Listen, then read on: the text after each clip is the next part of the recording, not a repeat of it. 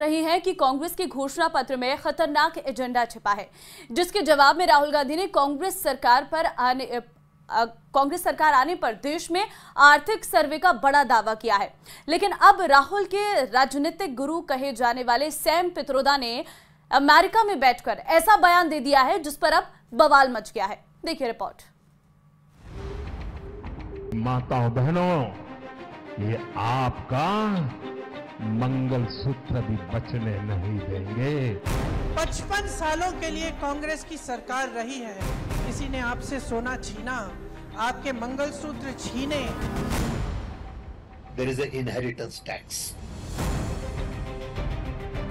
Manifesto बनाने में जिनकी अहम भूमिका है वो सैम पित्रोदा का बयान।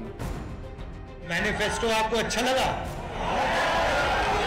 आपने देखा होगा कि प्रधानमंत्री पैनिक कर गए। शाही परिवार के शाहजादे के सलाहकार उन्होंने कुछ समय पहले कहा था कि हमारा देश का जो मिडिल क्लास है, मध्यम वर्गीय लोग हैं, जो मेहनत करके कमाते हैं, उन्होंने कहा उन पर ज्यादा टैक्स लगना चाहिए। 24 के चुनावी चिराग से निकला विरासत टैक्स ताजा तरीन तूफानी और दो धारी मुद्दा, जिस पर जोरदार सियासी घमासान छिड़ा है। बीजेपी हमलावर हो गई है, कांग्रेस ने भी पलटवार जारी रखा है, लेकिन कोई भी मुद्दा छोड़ने को तैयार नहीं है। आखिर क्या है ये विरासत टैक्स? कौन है इस विरासत टैक्स को सुर्खियों में लाने वाले? क्या विरासत टैक्स की एंट्री 24 के चुनाव में टर्निंग पॉइंट बनने जा रहा है?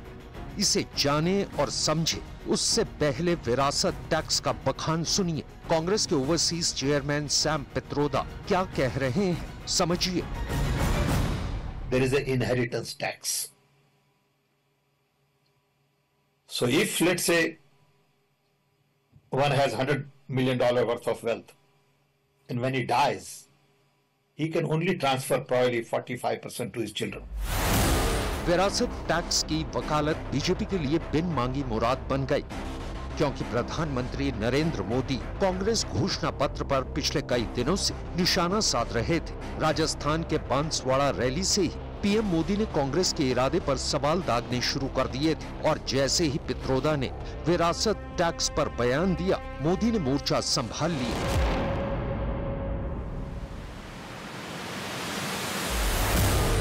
मोदी के साथ ही बीजेपी के तमाम दिग्गज एक्शन मोड में आ गए। कांग्रेस का कहना है कि वो इनहेरिटेंस टैक्स लगाएगी, माता पिता से मिलने वाली विरासत पर भी टैक्स लगाएगी। यानी कांग्रेस का मंत्र है कांग्रेस की लूट। कांग्रेस का मंत्र है कांग्रेस की लूट, जिंदगी के साथ भी और जिंदगी के बाद भी।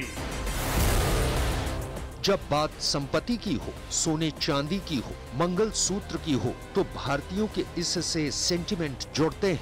मोदी कई दिनों से यही तार छेड़ रहे थे, चुनावी रैलियों में जनता को समझा रहे थे। कांग्रेस की तरफ से जैसे ही बयान आया, सेंटिमेंट हर्ट होना स्वाभाविक था। गृह मंत्री अमित शाह ने पित्रोदा के बयान पर निशाना साधते हुए उन्हें कांग्रेस के घोषणा पत्र का स्क्रिप्ट राइटर बता दिया। पित्रोदा जी के बयान ने कांग्रेस का मकसद देश के सामने स्पष्ट कर दिया है।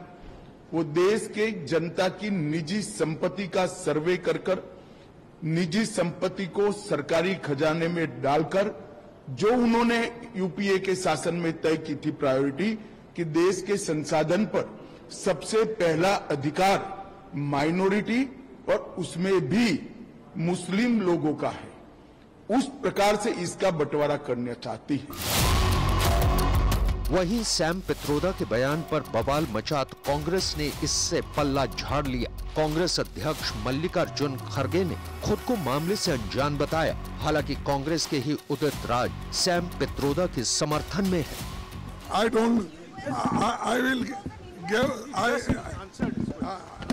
लाखों करोड़ या हजारों सैकड़ों करोड़ जिनके पास संपत्ति है, वो संपत्ति से टैक्स लेकर के 80 करोड़ जो गरीबों को 5 किलो मुफ्त राशन पर मोदी जी जिंदा कर रहे हैं, इनका भी भला हो जाए। उधर राहुल गांधी देशवासियों को संपत्ति सर्वे की जरूरत समझाने की कोशिश में लगे हैं।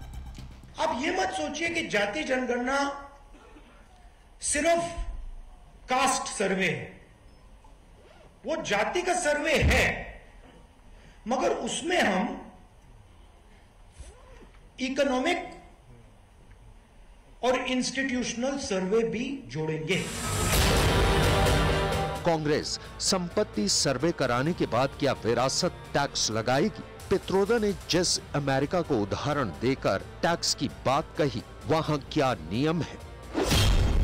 अमेरिका में अगर किसी के पास 10 करोड़ डॉलर की संपत्ति है और उसका निधन हो जाता है तो उसके बच्चों को केवल उस प्रॉपर्टी का 45% हिस्सा ही मिलता है। बाकी 55% प्रॉपर्टी सरकार के पास चली जाती है। इसे ही अमेरिका में विरासत कर या फिर इनहेरिटेंस टैक्स कहा जाता है। ये टैक्स संपत्ति पाने वाले व्यक्ति को देना होता है। taxfederation.org रिसर्च के एक सर्वे में बताया गया, कई देश अलग अलग प्रतिशत में टैक्स वसूली करते हैं। जापान में ये 55% है तो इटली में सबसे कम 4%। हालांकि इस विरासत टैक्स में कई पेचीदगियां हैं। अमेरिका के ही सिर्फ 6 राज्यों में ये लागू है। कहीं इसका प्रतिशत 10 से शुरू होता है तो कहीं 20 से। लेकिन इस विरासत टैक्स का गुणगान करने वाले सैम पित्रोदा को बीजेपी ने इतनी संजीदगी से क्यों लिया, इसे भी अब समझिए।